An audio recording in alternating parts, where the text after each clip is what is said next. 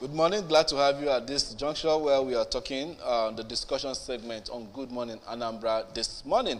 My name is Ajuluchuku Okabwe. My name is Ikechuku Obin. Welcome to this discussion segment of Good Morning Anambra. This morning we want to be talking about ending tuberculosis through commitment, investment, and action. Action is very, very much needed in anything that we want to commit ourselves and our time. Most importantly, our resources too.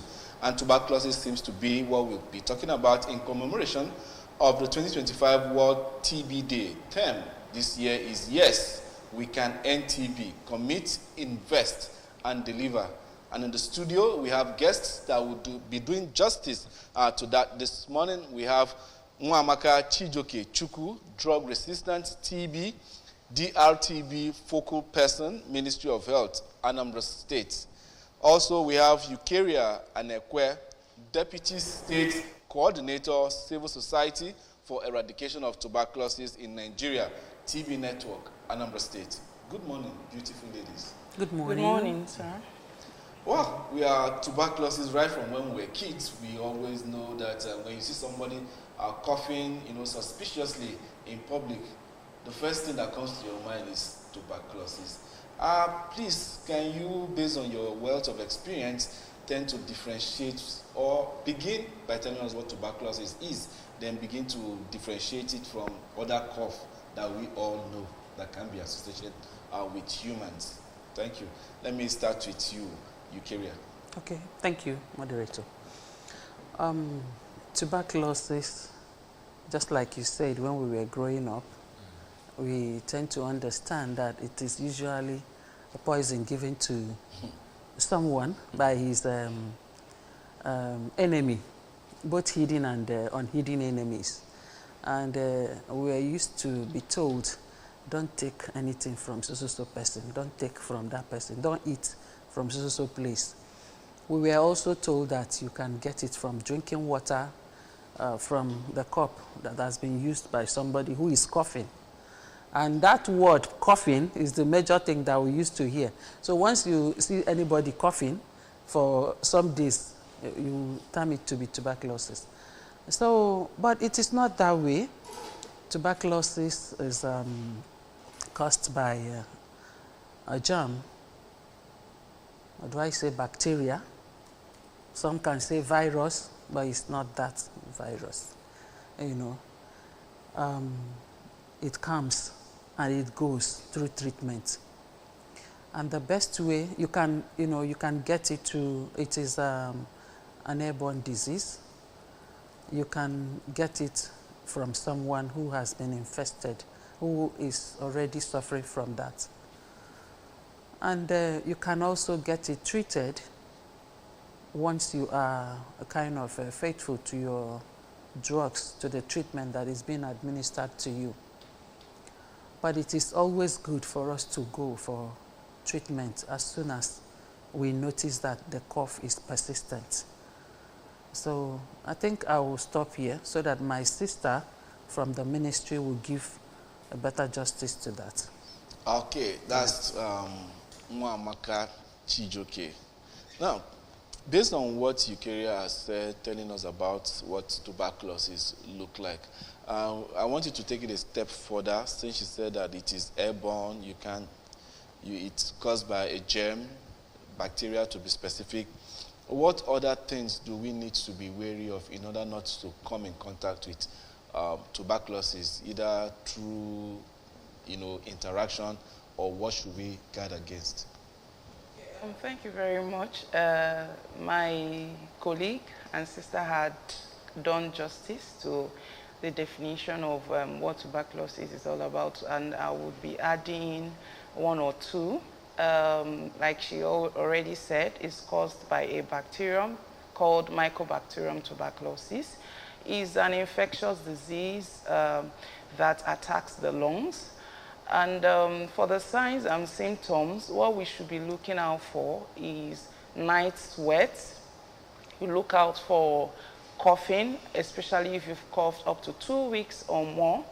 We should also look out for weakness of the body, look out for fever, chills, chest pain, difficulty breathing, and or maybe coughing up of blood. So these are the signs and symptoms. Once you see one or two of these, then immediately you need to go for a checkup at the health facilities. So, and I want to also mention, because you know when people hear tuberculosis, like she also mentioned, a lot of people get scared, or some people have this misconception that is caused by poison from your enemies and all of that. But tuberculosis is actually preventable, it is treatable, and it's curable. And then all of this you can access for free. Okay, so once we come in contact, or maybe we have these signs and symptoms, we should be, you know, relaxed, because there is treatment, there's cure for it. It's not like a death sentence, like she also mentioned. And then tuberculosis is not something that we get through sharing things with the infected patient or person. That is very important to know. Yes. It is an airborne disease, like she already said. You can only. If it's airborne, how come you can't get it by using the same cutlery with someone that has it? No. Okay, so airborne. When I mean airborne, you inhale anything that has to do with airborne. Yeah. But when you're using spoon, you're just coming in contact with saliva, and which that most times you are not inhaling it into your lungs, right? You're not taking it. It's not respiratory. Okay, so. And then mind you that the fork, or even if it's not washed, and then the particles of the food and all of that. Because sometimes when you have a sputum sample or sample of a patient that, you know, had some particles in their mouth before bringing that sample, it might give you an error and invalid this thing. Result, okay? So you see that that's not the passage, the medium of transmission. Medium of transmission is inhaling the aerosols that the person releases through sneezing or coughing or talking, okay? They can, you know, and it comes from a place of the chest, of the, you know, there's a place it comes from. So it's not like when you share things, you contact TB. Believe me, people are going to find it very difficult to believe that, you know, having reservations about, you know, having any contact at all with someone that has that, you know, this kind of, like call it an ailment or something like that. And now they've been this thing about one who has TB, that's tuberculosis, and HIV. You know, there've been lots of talks about the fact that the prevalence of TB and HIV co-infection increased dramatically from 13.17% in 2013 to 23.84% in 2014, followed by a slight downturn trend to 22.80% in 2025 and all that. Now, what's this correlation? What's this connection between TB and HIV? Okay, for HIV patients, one is that their immune system is down. It's very, very low. So they can easily pick up all these ailments, including tuberculosis. So because your immune system has a long way of also helping to prevent you from contacting this tuberculosis. So if your immune is down, you can easily get it from anybody around. So that's why it seems as if people with HIV are coming down with TB easily. You are talking about free people who have TB getting the medications, the treatment for free, or something like that. Now, how do people get this treatment for free? How is this possible?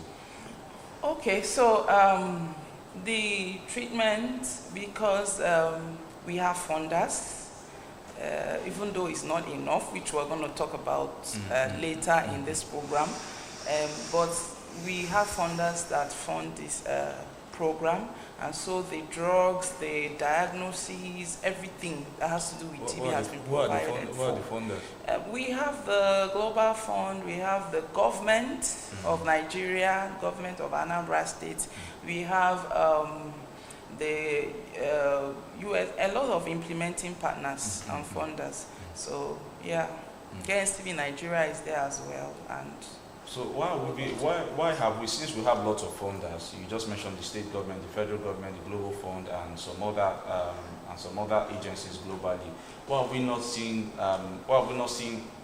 tuberculosis decrease?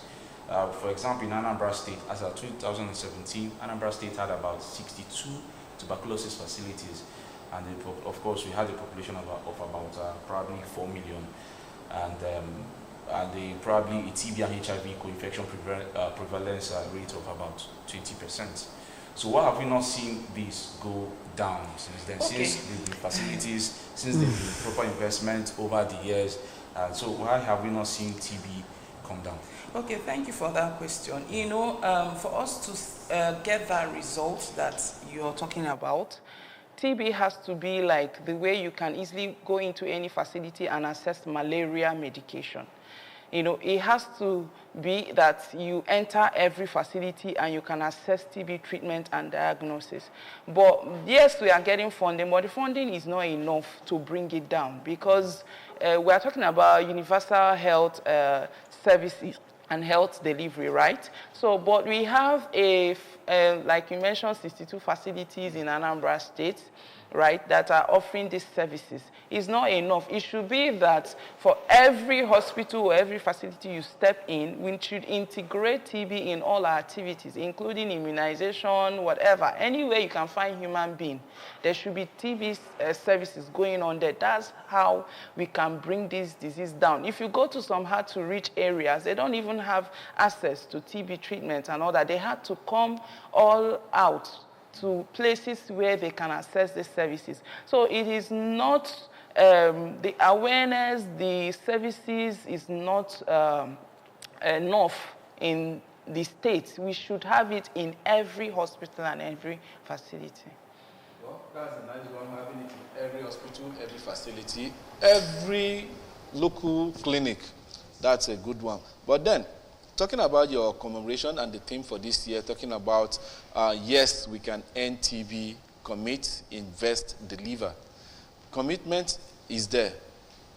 You're talking about the funding not enough, which is that investment. Because I believe investment is two ways. Investment is in capital, that's talking about resources. And investment also is human resources, as in the people that will carry out the job when the funding comes. Now, this is where I want to come in now. If the money were made available, what guarantee is that the workforce will be available? When I mean workforce, I don't mean just any person, as in the real technical workforce will be available in order to eradicate TB. And how can you guys deliver based on this, your 2025 term? Okay, so I would say that the manpower is there. The challenge is the capacity to do the job. So if the fund is there, what we should do is just to train these health workers on delivering these services to the people. So once we have a number of manpower trained, then the services can be rendered. So manpower is not actually the challenge. The challenge is training these health workers to do the job. Now, the health workers will already be pulled from the existing health workers, or are you going to be doing a fresh training for people that have no medical history? Okay, it goes both ways, because we have a lot of stakeholders, not just people from the existing health workers. Like we have the CBOs that we work with as well. CBOs recruit CTWs, which are community healthcare workers that do this job with us, people based in the community. Okay, so you have PMVs too, patent medical vendors. They are also part of the job that we do. So these are places where we can get manpower in the community, through the patent medical vendors, through the private health facilities, hospitals, as we call them, the PPM, and then the public health facility, that's the state government and state hospitals. All right. So, wait, just a minute. Eukarya. Yeah. Please, which age bracket is highly prevalent or easy target to TB? Is it from 0 to what age and the rest of it? That's number one question. And then, does the smoker have, will I say, increased chances of contacting TB based on the damage smoking does to the lungs? Please. Yes, I can say for prevalence, we have from 0 to whatever age. But mostly, you know, when you go to our primary schools and pre-nursery, the way they eat, they stay together in that room, exactly the environment. Sometimes you find these children being locked up in a particular room, all of them there, no adequate ventilation. And you don't know, from that child, you don't even know if there is a patient of TB in their family. And then definitely that child will infect others. Sometime about 2 years ago, only Anambra State recorded child TB case in the whole federation. You can imagine if that case is not properly treated, what will be happening in our schools these days. And then we're talking about manpower and all that. It all bulges down to funding of this TB project, or this eradication of TB. Yes, funders do send in money, but how much do they send? The state government also allocates some funds to TB. How much do they allocate? That is to TB, not to... Yes, to TB. Okay. How much do they allocate? Okay, even if they allocate that amount, how much is being released for this particular project? Oh. You know, that's why it keeps increasing. And we will not understand until you have someone, your loved one, die of TB. That's when we will understand that TB is there in the state, that it really exists. So that issue of funding needs to be handled. It has to be, their funding should be released for treatment of TB. Okay, talking about the facilities we have. Sorry if I'm not... No problem. You're still talking about the facilities we have in the state. What is the population of people in Anambra State? The markets we have. And we've talked about this airborne disease. It doesn't mean that we don't have TB, you know, in other parts of the body. We do have them, but those ones are not infectious. You know, just like this airborne disease that brings about cough and all that. We have people traveling from here to there in the same vehicle, especially during rainy season. You see them closing the windows, and they will cough. It will circulate within the vehicle, you know. Now, if you go to a facility closer to you to access treatment, once it is not a dot center, they might not handle your case there. There are some people who witness this, and when they go to a facility, their sputum will be collected. And then the person that collected the sputum will travel from here to somewhere far away, about 1 hour, 2 hours, to deposit it where it will be tested. What happens if they collect the sputum in the evening or in the morning and there's no vehicle to take them, or there's no boat to take them to where it will be tested? Before it gets there, it will sour. And then what do you think will be the outcome of the result?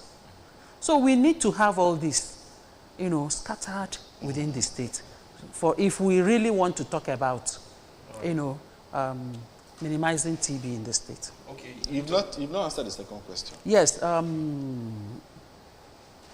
About people who smoke. Yep. Yes, it also affects them because their lungs, the strength or the health of the lung is already degenerating. The immune system is going down, and then they will contact this TB. I wonder how that person will live. So, but that means the TB Foundation should be talking more about smokers too, not just smokers of cigarette, but anything that is all those smokeable. stuff. Yes. But the issue is the fund for that sensitization. You can't just move into the street and start shouting. You need public address system. And if you don't have it, where will you get it? You need to hire it. With whose money? Okay. All right. You're talking about funding. Now, according to reports, that's from the National Institute of Health. Reports say that as of 2021, the Global Fund Partnership had invested more than 2.6 billion naira in Nigeria. With assistance from donors and technical partners. So you're just talking about funding. So how much would you think is enough to, properly invest in TB, to eradicate TB in Nigeria? Considering the fact that Nigeria is one of the, high burdens, like one of the countries with the high burdens of TB, the numbers seem to be increasing yearly. So how much do you think should be invested in eradicating tuberculosis? Thank you, dear. Thank you very much. There is no amount that is enough. One, we need to have all these testing machines all around the state. Okay, you can imagine Anambra State. How many machines do we have for testing? How many? Where are they placed? How many people even knew that those machines are there? And then riverine areas, those had to reach communities, like she said. You've not sensitized them. They've not even known that there is free testing or free treatment and all that. They don't even know their status, if they are positive or not. And then these two major activities that is being utilized to sensitize people, which is the World TB Day and the World Testing Day, the state doesn't carry it out. Except with the mercy of KNCV, that will choose one of the local governments of their intervention and then carry it out there. What about other local governments? And that is the only activity that attracts people to us. They are doing a free treatment. You know, this your cough is up to one. Let's go and test. You go free. They'll just go test it and get their results. That's the only thing that brings people out for that testing. Yet it is not being implemented in the state. So how much do you think we will use to implement it in the whole of this local government? We have 774 LGAs in the federation. That amount of money that they brought, how much is it? When one LGA, do you know the amount one LGA will be using to conduct that activity? But TB is not the only sickness or disease we have in Nigeria. So if we invest 774 billion on TB, what happens to malaria? What happens to others? Are they in any way connected that if you take care of TB, you've taken care of this other sickness? So what if everybody in the whole country gets TB? Who will eat the remaining money? What if everybody? Yes. TB, the statistics of TB is not even close to what we suffer on malaria. Yes, we have that. And yet we keep having insufficient funding for malaria. And then insufficient fund. What do you think about the people implementing it? How do we utilize the fund? All right. Are we sincere? Are we transparent about the utilization? Yeah, that will go to the organization. That will go to the people that are campaigning, that are fighting whatever sickness, disease that is prevalent. Sometimes you see donors telling you that this money are not actually being used for what it's been sent for. Then do you blame them? Now, the United States has removed their aid from most African countries. Doesn't that make the government of those countries to sit up to the responsibilities? We read in the papers this morning, 700 billion has been given to support antiretroviral drugs for HIV and AIDS-related sicknesses. Now, if that money is released, you and I know what Nigeria is all about. Exactly. Half of that money won't get to that places. Exactly. Because it doesn't affect the people that are doling out the money. So the issue is accountability to those people that are giving the money. Because we all know what should be done. If your agency can tell these donors what you want, if it's testing facility you want, tell them that they should bring it wherever they are bringing it from. Then you guys will mount and be running it, or probably test people or train people that will be running those facilities. But the moment you keep asking for fund, what you'll be getting is 25% of what you actually ask for. No, you know, when you talk about fund, it doesn't just mean bringing cash or sending in fund. I facilitated a program at Newi, Idemili North. And after our meeting, a community, Amafo community to be precise, and flouted their own facility.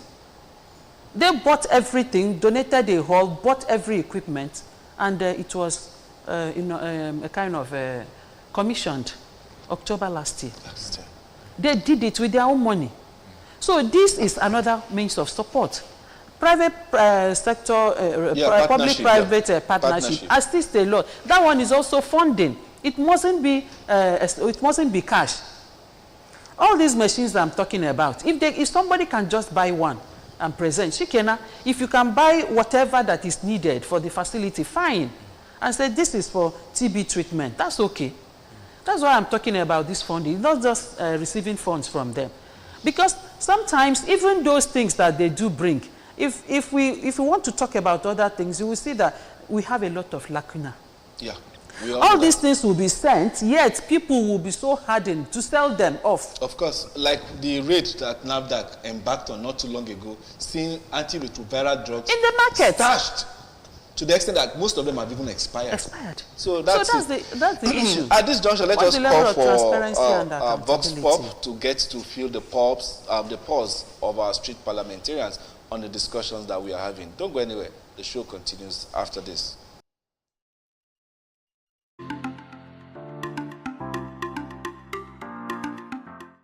What we need to do is to intensify campaign, like to create awareness. Both governments, NGOs, and community leaders should come together to actually create a forum where all members of the community will be aware first what tuberculosis means, the consequences, and possible way of actually eradicating this disease. I think when everyone is aware, when everybody knows what to do, I think it's an easy thing to eradicate tuberculosis. Cleanliness, they say, is next to godliness. And as a matter of fact, when you get to some schools, you see the way teachers jam-pack the students. Tuberculosis is infectious. So this should be an avenue of creating awareness for teachers not to jam-pack. If you get to the hostel, you see them being jam-packed. Schools are not properly being kept. You see toiletries not being properly washed. You get to the bedroom, you get to hostels. The way these things are being done is uncalled for.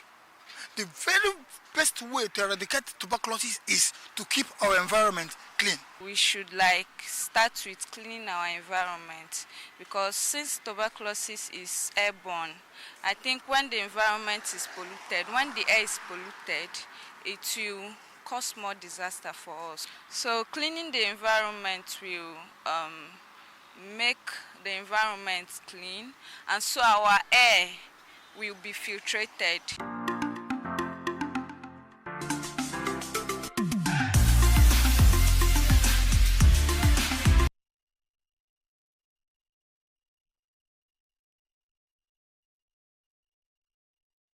Yeah, we've heard it from there, our street parliamentarians all giving idea of what tuberculosis is and the dangers it poses to the society.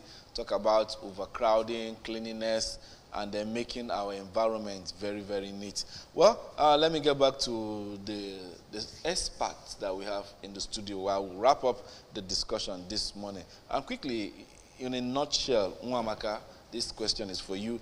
What can we do in order to bring tuberculosis, TB, talking about Nigeria, to the barest minimum? Quickly. I would say, we've been talking on funding. So this funding, like we already mentioned, has to not come from just one set of people. Everybody should get involved, the government, the private sectors, the community. We all should put our hands together. That's why we say we have this, our caption, yes, we can end TB. It's all of us together in it. And then the people we just listened to mentioned ventilation. So we should look into our structures, our schools, the markets, everywhere where we have crowded people, there's need for ventilation. So the government should look into our facilities in various places to make sure that these things are put in place. Things like malnutrition, poverty, these are the things that increases the chances of getting tuberculosis diseases. So our government needs to look into that and see that the necessary amenities are put in place to help curb TB in the state. And then health facilities too that offer these services should ensure early diagnosis and ensure that treatments for these patients are completed. This will also help. Thank you. Let's look at quickly the collaboration. She just talked about organizing a program on TB in Idembili North and all that. So let's look at what's it like collaborating with both the federal government and other agencies and also communities too. How is this likely going to curb tuberculosis across the nation? Yes, carrying out outreaches to various LGAs up to the national, and it's a way of, first of all, creating sensitization and awareness across all boards, okay? So that people are aware of these diseases, the signs, the symptoms, and that it is treatable and there is a place where you can get the treatment and that is for free. So that awareness, that sensitization, and also, reaching out to people to test people, actually do the testing and find out who and who is already infected so that they can be enrolled on treatment. So these are ways that collaborating with communities will help to curb this disease in the state and even in the nation at large. Can you tell us some of the places where people can get TB treatment for free? Because some persons may not know. Okay, we have across the LGAs, but we might not have enough. Like I mentioned, we need it in all facilities. Yes, the thing is, anybody can go to the nearest facility you have. Yes. Can you just name a couple of them? Okay, I would say in Oka here, we have Kowut, we have Regina, Shelley, we have other private hospitals as well. In every LGA, you must see one or two. You have in Nayut, you have in Adazi and in St. Joseph Hospital, you have in General Hospital in Enugu, you have in FMC Onitsha, you have St. Charles Boromi, we have many. So the thing is, we advise people just go to a hospital, meet the nurses or the doctors. If they don't offer such services, they will be able to refer you to a facility that does that. Yeah, quickly, Eucharia, well, let's wrap up with this. Now that you talk about the prevalence of TB, do we see ourselves trying to curb it this time around? Do we see ourselves going back to wearing face masks in order to reduce the chances? Because in the biopsy, prevention is better, far better than cure. It hasn't gotten to that, but even if that is the only solution for now, we can still go on that. For people that are embarking on a long journey in, let's say, whatever means, they need to cover. That is if you're in a place and you suspect someone coughing, yes. you just bring out your face mask and put on. And then if you are in crowded areas, enclosed environments where you don't have enough ventilation, you can put on your nose mask. Or if there is no need for you to be there, if it is not important for you to be, you just leave. Exactly. Okay. So that's the best. Well, thank you so much. Talking about ending TB in commemoration of the 2025 World TB Day. This term for this year is yes, we can end TB. Commit, invest, and deliver. Well, we've started with the commitment, and we've invested our time into sensitizing you and educating you. And I believe with that, which we have done this much, will definitely deliver you and give you more knowledge on what TB is all about. In the studio, we've had the pleasure and experience of Eucharia Anikwe, who is the Deputy State Coordinator, Civil Society for the Eradication of Tuberculosis in Nigeria. That's TB Network, Anambra State. Thank you so much, Eucharia, for being here. Thank you for having me. And sensitizing the Anambra and then the world about TB. Also, we have Nwamaka Chijoke Chukwu, Drug Resistant TB, DRTB, Focal Person, Ministry of Health, Anambra State. Thank you for being here. Thank you for having me.